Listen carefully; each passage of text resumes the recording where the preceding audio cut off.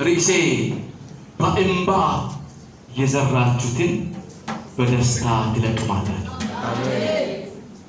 በቂ ነው ይሄንስ። በእንባ የዘራችሁትን በደስታ ትለቅማላችሁ። ዘማሪው ዳዊት ሊናገር የፈለገው ሐሳብ በአጠቃላይ መጽሐፉን ስታነቡ በመከራ ውስጥ፣ በሁኔታ ውስጥ፣ በስኬት በተለያየ ሁኔታ ውስጥ የእግዚአብሔርን ታላቅነትን የእግዚአብሔር ገናንነትን የሚያሳየው መጽሐፍ ነው። አያችሁ፣ መከራ የለም መላለም፣ ጭንቀት የለም መላለም፣ ሁኔታ ግራ አላጋባም አላለም። ብዙ ነገሮች አሉ። ህይወትን የሚፈልጉ መኖርን የሚጠሉ ብዙ የሆኑ ነገሮች በተፈራረቁ ጊዜ ሁሉ መጽሐፉን በሙሉ ስታነቡ አፉ የሚከፈተው በውዳሴ ዘመኑ ሁሉ የሚታወቀው በዝማሬ ነበር። አያችሁ፣ መጽሐፉ በጣም የሚታወቀው በማወደስ ታላቁን ገናና የሆነውን እግዚአብሔርን ሲያወድስ እናያለን። ከፍ በል እያለ ተባረክ እያለ መከራ አለኩ መከራውን እያለፈ ተባረክ ይላል። ለመግደል የሚፈልግ እያለ በዛ ውስጥ ሆኖ ተባረክ የሚል መልእክት እናገኛለን።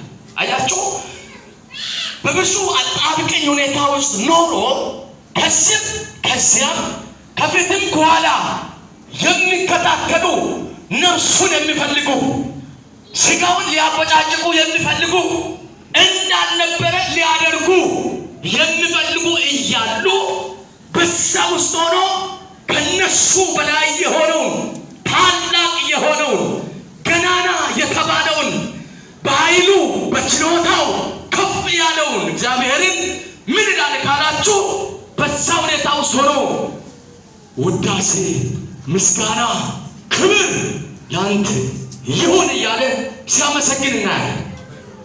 ሃሌሉያ አሜን። አያችሁ፣ በዛ ውስጥ ሁሉ የእግዚአብሔር ገናንነትን እግዚአብሔር በሄደባቸው መንገዶች ከምን እርምጃ ከየት አምጥቶ እንዳነሳ ሁሉ በሕይወቱ ላይ ሲያመሰግን በሕይወቱ ላይ እያሳየ ለብዙዎች መፍትሄ መንገድ እየሆነ የምንመለከተው መጽሐፍ ቢሆን መዝሙረ ዳዊት መጽሐፍ።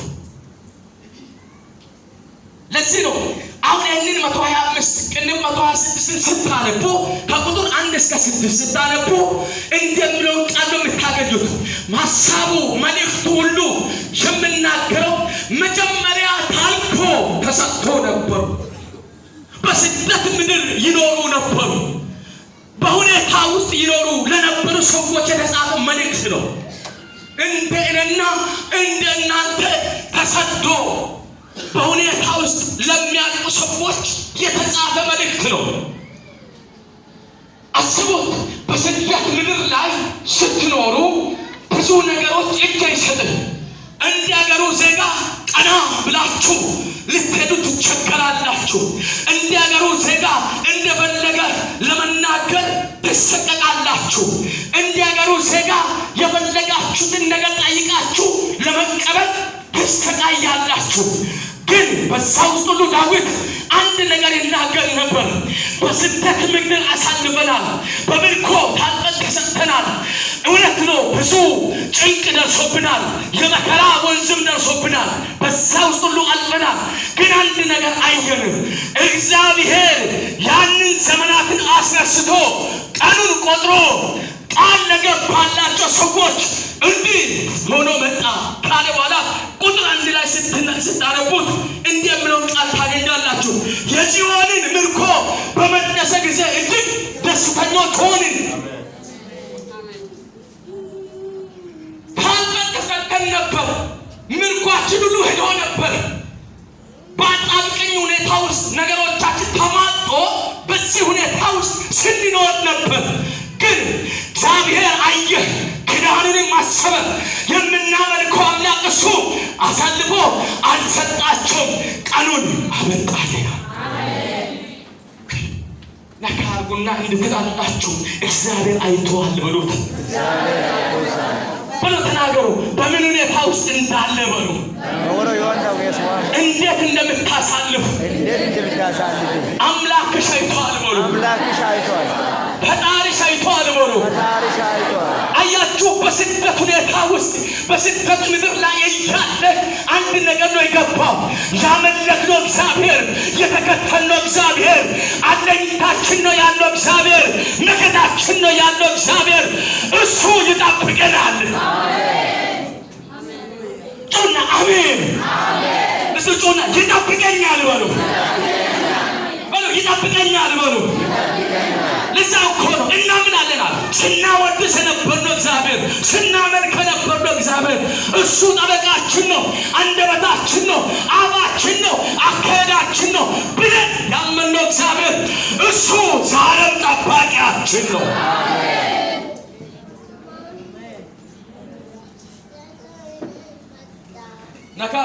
ነካርጉና ካለበት ሁኔታ በሉት ያለሽበት ሁኔታ የሚበልጠው የእግዚአብሔር እጅ ካለ በሉት የሚበልጠው የእግዚአብሔር እጅ ካለ አንድ አማኝ ጮሆ አሜን ይበል። እንዲህ ይሆናል። ዛሬ አውጃለሁ ወደ አገር ቤት የሚመለሰው ወደ ሌላ ሀገር የሚሄድም ይሁን ከዚህ ከስደት ምድር ሲመለሱ አፋቸው በሳቅ ይሞላል። አንደበታቸው በእልልታ ይሞላል። ጮሆ አሜን ይበል። እንዲህ ብሎኛል ጌታ ከትላንትና ጀምሮ እንዲህ ብሎ ተናገረ። ብዙዎች የሚመለሱ አሉ፣ ግን ሲመለሱ በእንባ አይመለሱም። ብዙዎች የሚሳፈሩ አሉ፣ ግን ሲሳፈሩ በለቅሶ አይሳፈሩም። እንዲህ ይሆናሉ። በፀሐይ የተጠወለቀ ሕዝብ በምድረ በዳ ዕድሜያቸውና ዘመናቸውን የጨረሰ ሕዝብ ሲመለስ በደስታ ይመለሳል።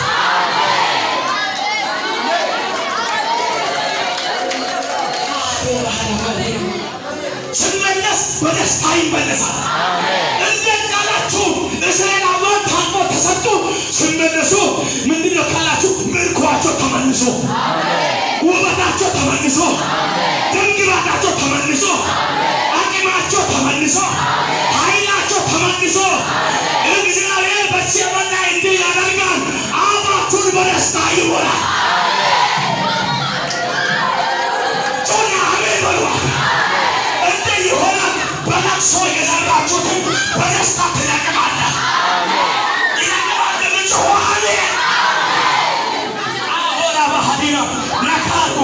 ጌታ እንዲህ ያለኝ ነው። ብዙዎች ያለቀሱ አሉ፣ እንባቸውን በምስጢር በስውር እንደዚህ ያፈሰሱ አሉ። ግን ዘመኑ ይሄ ነው። በእንባ የዘሩትን እየሳቁ ይወስዳሉ፣ በደስታ ይቀበላሉ።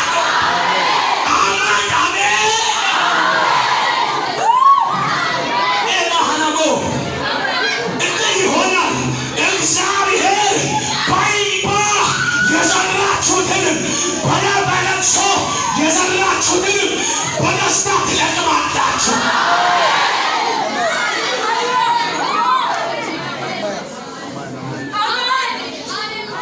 እስካሁን በረዶ የሆነ መንፈስ አለ። ዛሬ በቃል እሳት ወጋ፣ በቃል እሳት አቀለጡ። ጩና አሜን በል።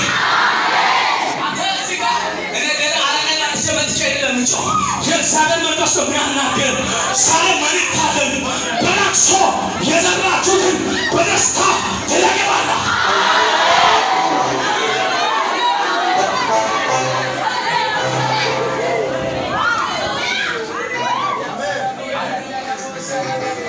እንዲህ ነው የሚሆነው። ነጭ ለብሰህ ስለመጣ ማንም አያውቅም። መልካም ጥሩ ተቀባብተህ መጣህ፣ ማንም አያውቅም። ጸጉርህን ምንም ተሰራርታችሁ መጣችኋል፣ ተስተካክለን መጥተህ ማንም አያውቅም። ግን የእግዚአብሔር መንፈስ ሁሉን ያውቃል። መሪዎቹ ያውቃል።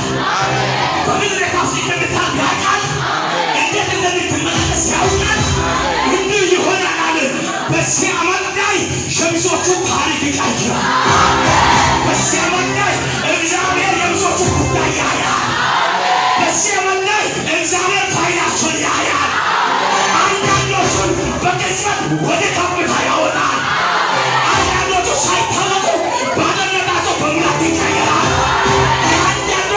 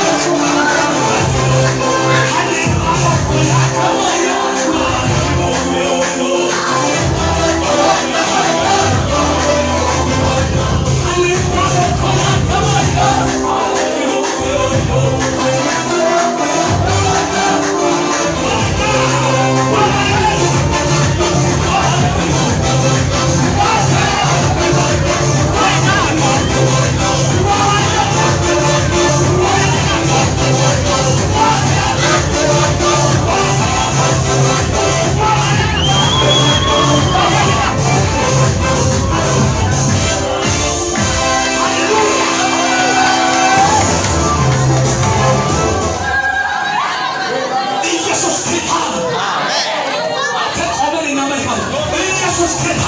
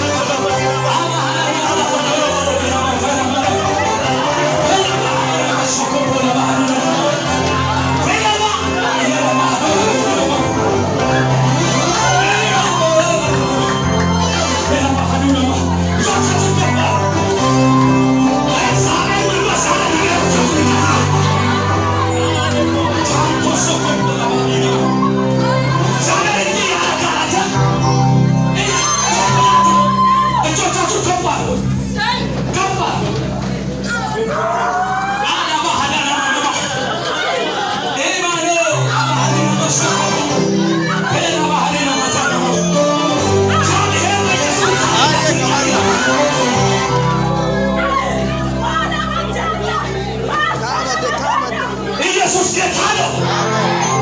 ጮና ኢየሱስ ጌታ ነው። ስሙኝ፣ የሚገርመኝ ነገር ማለት በጣም የሚገርመኝ በእውነት መቶ በመቶ እርግጠኛ ሆኜ እናገራለሁ። እግዚአብሔር በእርሱ የዘራችሁትን በደስታ ይዘራል። እንዲህ ልትወድ ትችላለህ። ቅድም እኮ ባልኛ ያመለክት ማን አለ የሚለው ምን ያለው ከየትስ መንገድ ይወጣል ብሎ ለሚጨናነቀው ሰው አንዳንድ ሰዎች በዘመዶቻቸው ላይ ይመካሉ። አንዳንድ ሰዎች በባላባቶቻቸው ላይ ይመካሉ። አንዳንድ ሰዎች እውቀት ባላቸው ሰዎች ላይ ይመካሉ። አንዳንድ ሰዎች በውጭ ሀገር ባሉ ሰዎች ላይ ይመካሉ። የኔና ያንተ የእግዚአብሔር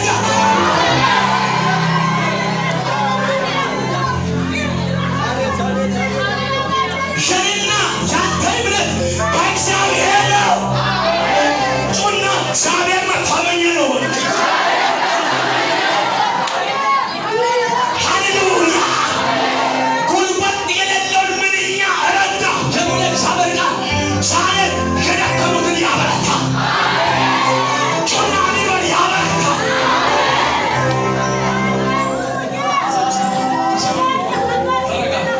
እሱ ውስጥ አንድን ወንድ ልጅ የሚያባርክ መንፈስ አለ። ታወቃ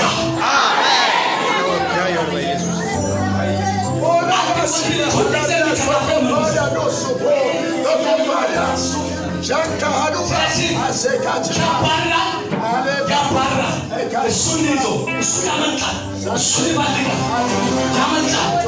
አምቃለሁ ይይዛለሁ ይላል።